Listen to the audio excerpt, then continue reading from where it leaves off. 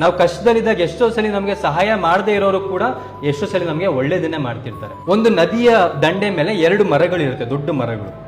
So ಇನ್ನೇನು ಮಳೆಗಾಲ ಬರ್ತಿರ್ಬೇಕಾದ್ರೆ ಒಂದು ಹಕ್ಕಿ ತನ್ನ ಇಡೀ ಕುಟುಂಬವನ್ನು ಕರ್ಕೊಂಡ್ಬಂದು ಒಂದು ಮರದ ಹತ್ರ ಕೇಳುತ್ತೆ, ನಾನು ಮತ್ತೆ ನನ್ನ ಮಕ್ಕಳು ನಿನ್ನ ಒಂದು ಮರದ ಒಂದು ಕೊಂಬೆಯ ಮೇಲೆ ಗೂಡು ಮಾಡ್ಕೊಂಡು ಈ ಮಳೆಗಾಲದಲ್ಲಿ ಇರ್ಬೋದಾ ಅಂತ. ಸೊ ಮೊದಲನೇ ಮರ ಹೇಳುತ್ತಂತೆ, ಇಲ್ಲ ಅದು ಸಾಧ್ಯ ಇಲ್ಲ ಅಂತ. ಸೊ ಹಕ್ಕಿಗೆ ಬೇಜಾರಾಗುತ್ತೆ. ಮುಂದೆ ಇದ್ದಂತ ಇನ್ನೊಂದು ಮರದ ಹತ್ರ ಹೋಗಿ ಕೇಳುತ್ತೆ, ಅದು ಸರಿ ಅನ್ನುತ್ತೆ, ಅಲ್ಲಿ ಗೂಡು ಮಾಡ್ಕೊಂಡು ಅದಿರುತ್ತೆ. ಸೊ ಮಳೆಗಾಲ ಶುರುವಾಗುತ್ತೆ, ಜೋರಾಗಿ ಮಳೆ ಸುರಿಯುತ್ತೆ, ಆ ನದಿಯಲ್ಲಿ ಪ್ರವಾಹ ಬರುತ್ತೆ.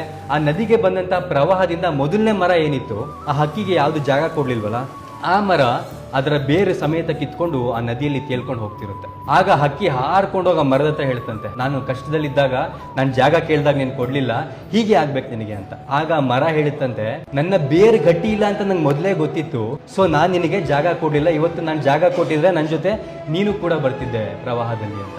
ನಮ್ಮ ಜೀವನದಲ್ಲಿ ಎಷ್ಟೋ ಸಲ ರಿಜೆಕ್ಷನ್ಸ್ ಆಗುತ್ತೆ, ಬ್ರೇಕಪ್ಸ್ ಆಗುತ್ತೆ. ಸೊ ಆಗ ನಾವೇನು ಅನ್ಕೊಂತೀವಿ, ಬೇಜಾರು ಮಾಡ್ಕೊಂತೀವಿ, ಅಯ್ಯೋ ಹೀಗಾಯ್ತಲ್ಲ ನಮಗೆ ಅಂತ. ಬಟ್ ನಮ್ಮನ್ನ ರಿಜೆಕ್ಟ್ ಮಾಡಿದಂಥ ವ್ಯಕ್ತಿ ಏನಿದ್ದಾರೆ, ನಮ್ಮನ್ನ ರಿಜೆಕ್ಟ್ ಮಾಡಿದಂಥ ವ್ಯಕ್ತಿಯು ಕೂಡ ನಮ್ಮ ಒಳ್ಳೇದಕ್ಕೆ ನಮ್ಮನ್ನ ರಿಜೆಕ್ಟ್ ಮಾಡಿರ್ಬೋದಲ್ಲ, ಅವತ್ತು ಅವ್ನು ರಿಜೆಕ್ಟ್ ಮಾಡೋದಕ್ಕೆ ನಾವಿವತ್ತು ಈ ಒಂದು ಪೊಸಿಷನ್ ಅಲ್ಲಿ ಇರ್ಬೋದಲ್ಲ. ಸೊ ಇದನ್ನ ನಾವು ಅರ್ಥ ಮಾಡ್ಕೋಬೇಕಾಗುತ್ತೆ. ನಮಗೆ ಕಷ್ಟದಲ್ಲಿ ಕೈ ಕೊಟ್ಟವರು ಕೂಡ ಒಂದೊಂದ್ಸಲಿ ನಮ್ಗೆ ಒಳ್ಳೇದನ್ನೇ ಮಾಡ್ತಾರೆ ಅನ್ನೋದು ಈ ಒಂದು ಕಥೆಯಿಂದ ನಾವು ಅರ್ಥ ಮಾಡ್ಕೋಬಹುದು.